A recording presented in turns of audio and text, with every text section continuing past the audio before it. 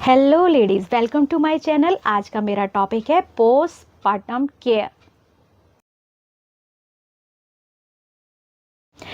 पहले हम जान लेते हैं कि पोस्टपार्टम होता क्या है। पोस्टपार्टम होता है डिलीवरी से 46 डेज़ का जो टाइम होता है, उसका जो पीरियड होता है बीच का, उसको पोस्टपार्टम कहा जाता है। बहुत जगह में इस शब्द को जापे का नाम दिया जाता है।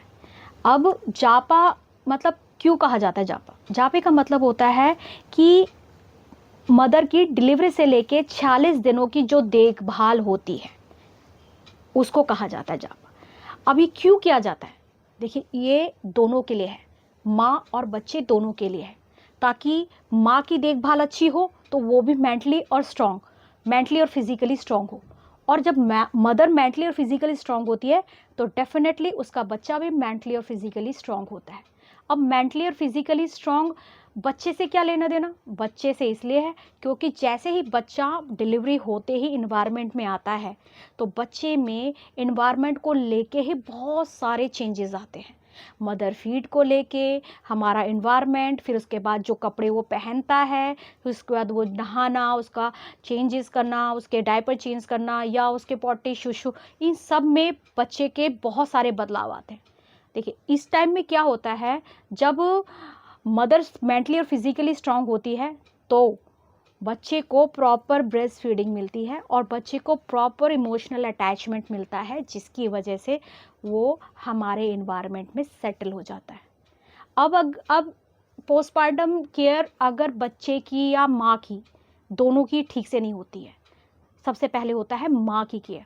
माँ की केयर में ठीक से अगर ना हो तो उसके बहुत नुकसान मदर को फ्यूचर में देखने होते हैं। अब हमें पता ही नहीं चल रहा होता कि ये हमारे पोस्टपार्टम केयर निगलेक्ट होने की वजह से हुआ है। पर बहुत से लोग ऐसा भी करते हैं कि हमने तो बहुत केयर की लेकिन उसके बाद भी हमारे में तो बहुत कमज़ोरी है। ये कैसे पता चले? देखिए, बहुत से लोग डिलीवरी होने के बाद, बहुत सी महिलाएं बहुत हेल्दी हो जाती हैं और बहुत सी महिलाएं बिल्कुल कमज़ोर हो जाती हैं। ये क्यों होता है? या तो उसको प्रॉपर वे पे डाइट नहीं मिली, रेस्ट नहीं मिला और केयर नहीं मिली। तो इसमें क्या होता है, इस कंडीशन में कैसे पता चले कि केयर, डाइट या फिर पोस्टमार्टम केयर ठीक से हुई है कि नहीं हुई है? उसके नुकसान बताती हूँ आपको। पहला नुकसान, मदर हमेशा चिड़चिड़ी रहती है, उसको बात बात पे गुस्सा आता है। इससे उसको पता ही नहीं चलता है कि ये मेरे साथ हो क्या रहा है। दूसरा, उसमें उसके हेयर फॉल होते हैं। कभी नोटिस करना, पेरेंट्स से बताते हैं कि हमारा बच्चा तो हुंकारी भरता है, हूँ हूँ करता है, तो जब हूँ हूँ करता है तो मदर के बाल हेयर फॉल होते हैं। बट ये एक्चुअली वो रीज़न नहीं होता। वो सारा रीज़न होता है मेल नरिश यानी कि जापे की ढंग से केयर ना होने की वजह से।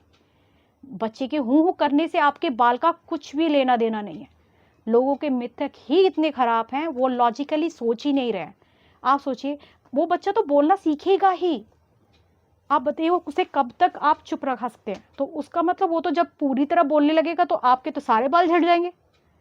ये लॉजिक हुआ? नहीं हुआ ये लॉजिक। दूसरा, अब आप समझिए कि आप नोटिस करना, पीरियड्स के आपके बहुत सारे साइकिल चेंज हो जाते हैं। अगर अच्छी ब्रेस्ट फीडिंग कर रही है मदर तो हो सकता है उसको पीरियड्स ना भी हो। और अगर पीरियड्स मदर आपके बच्चे की ब्रेस्ट फीडिंग टूट चुकी है, या तो टॉप फीड भी करा रही है और साथ में अपना फीड भी करा रही है, तो देखना मदर की साइकिल स्टार्ट हो जाएगी।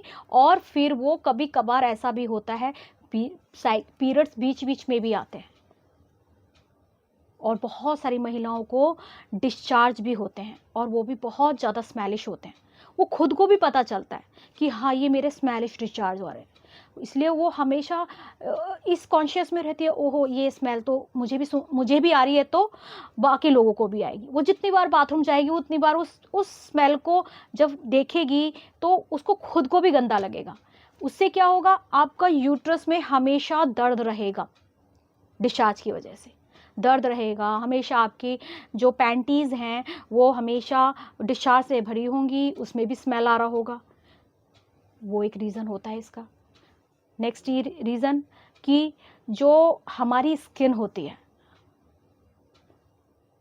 जब प्रेगनेंसी होती है जब प्रेगनेंसी में ठीक से देखभाल ना हो तो हमारी स्किन पे यानी कि हमारे चेहरे पे कभी कभी नोटिस करना, बहुत सी महिलाओं के चेहरे पे बटरफ्लाई मास्क आ जाता है, वो प्रॉपर बटरफ्लाई बनता है जिसे कहते हैं छाइयाँ, चेहरे की छाइयाँ जिसे कहते हैं। और बहुत फिर उस छाइयों को लेके आप चिंता में पड़ जाते हो, फिर जाते हो आप पार्लर वाली आपको उस छाई को ठीक करने के लिए बहुत बढ़िया से बढ़िया फेशियल बताती हैं कि ये फेशियल इस्तेमाल करिए, आपकी छाइयाँ चली जाएंगी, इतने सेटिंग्स करिए, उतने सेटिंग्स करिए, नहीं बात बनती, फिर आप क्या करते हो, डर्मोलॉजिस्ट के पास जाते हो।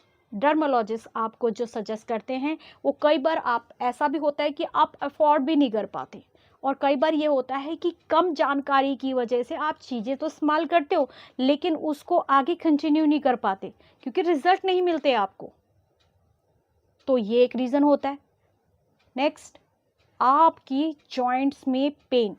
अब जॉइंट्स में पेन का क्या रीज़न हो गया, देखिए जब आप पोस्टमार्टम केयर के बीच में होते हैं ना, उस टाइम आपकी ब्लीडिंग बहुत लॉस होती है और उसके बच्चा भी दूध पी रहा होता है, तो कैल्शियम लॉस होने की वजह से आपके जॉइंट्स में हमेशा पेन रहेगा।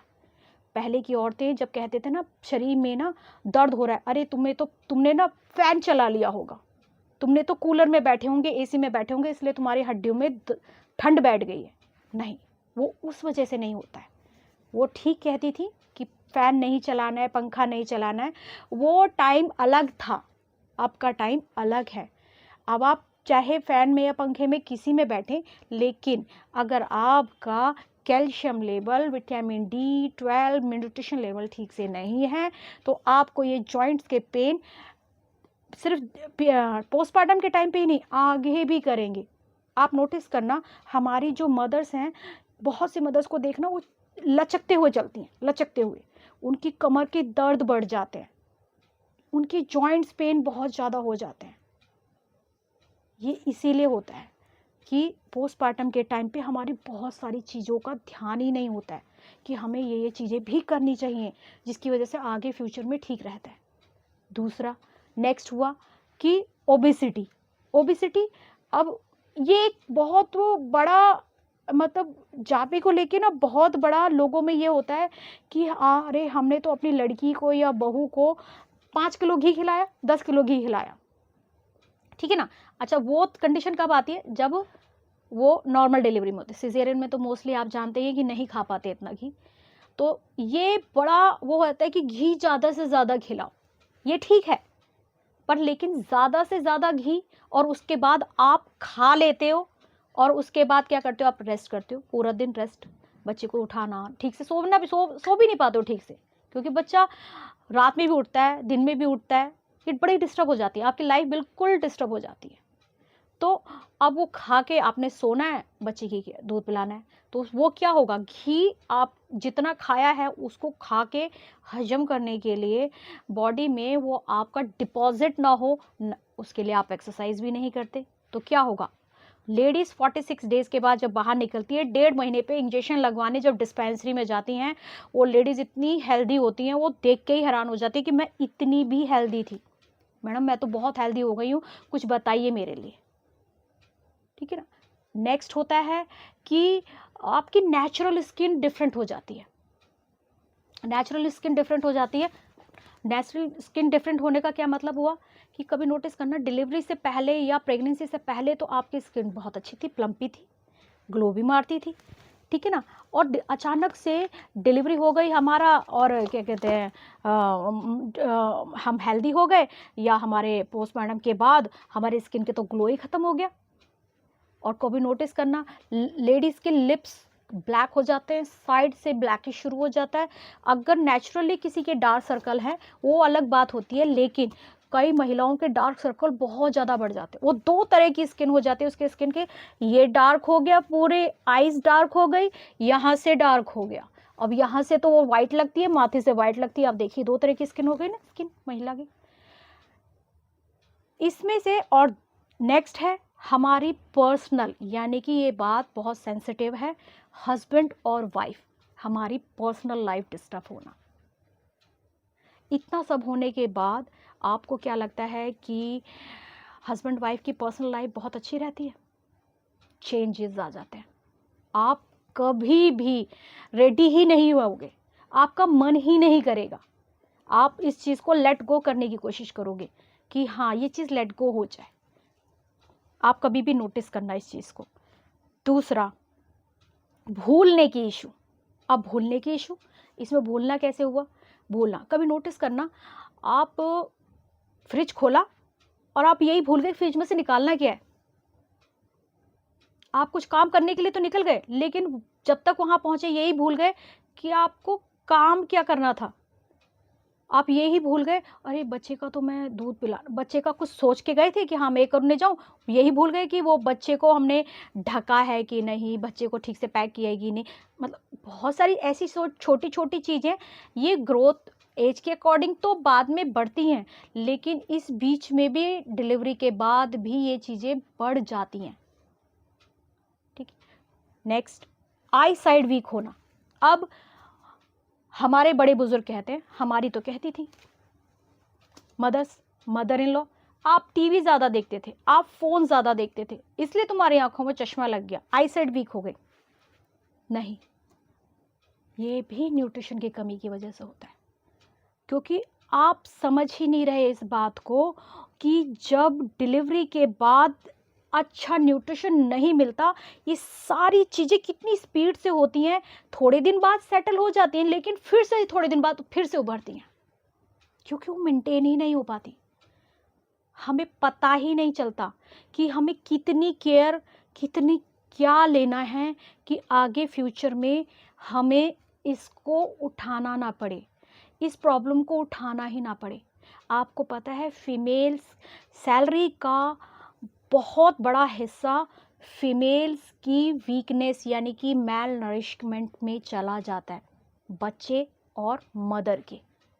अगर आप चाहते हो फ्यूचर में अपने 4 पैसे बचा लेने, क्योंकि अगर आप गायनाकोलॉजिस्ट के पास भी गए, आपने मान लो ये बताया मेरे को तो डिस्चार्ज हो रहा है, डेफिनेटली वो मेडिसिन लिखेंगी और वो बिल्कुल सही लिखते हैं, क्योंकि आप इन्फेक्शन हो इस टाइम कैरी कर रहे हो। लेकिन ये हुआ कैसे? क्योंकि पता ही नहीं था कि उस टाइम ये देखभाल करनी थी, तो अब ये होता नहीं। पता ही नहीं था कि उस टाइम इतना न्यूट्रिशन ले लूं ताकि मेरा बच्चा जो वीक है, जो देखने में तो सुंदर लग रहा है, लेकिन उसके लिप्स, उसके हाथ, उसके पाम वाइट कलर के दिखते हैं बच्चे के। कभी नोटिस करना, प्लम्पी एक थोड़ा सा न्यूट्रिशियस बच्चा जो दिखाई देता है, थोड़ा हेल्दी दिखाई देता है, उसके चिक्स प्लम्पी होते हैं, एकदम pink plumpy, lips pink colour के मिलेंगे, आंखों में चमक होती है उसके, उसकी हियरिंग, जैसे आप उससे ऐसे करोगे वो समझ जाएगा कि यहाँ पे है मेरी मदर या मेरे पेरेंट्स, वो इधर हैं, वो सुनने की शक्ति उनकी ज़बरदस्त होती है। ये सब नहीं मिलेगी, क्योंकि आप उसको, जो आप ले ही कम रहे हो, जब आपके पास ही कम है तो आप बच्चे को दे ही क्या रहे हो। मेरा आज का इतना ही टॉपिक है। अगर आप चाहते हैं पार्ट 2 इसका बनाऊं, तो कृपया मुझे अपने लाइक, शेयर और कमेंट्स ज़रूर बताइए, क्योंकि पार्ट 2 में मैं आपके इससे रिलेटेड फ़ायदे भी बताऊंगी और केयर भी बताऊंगी। Thank you so much.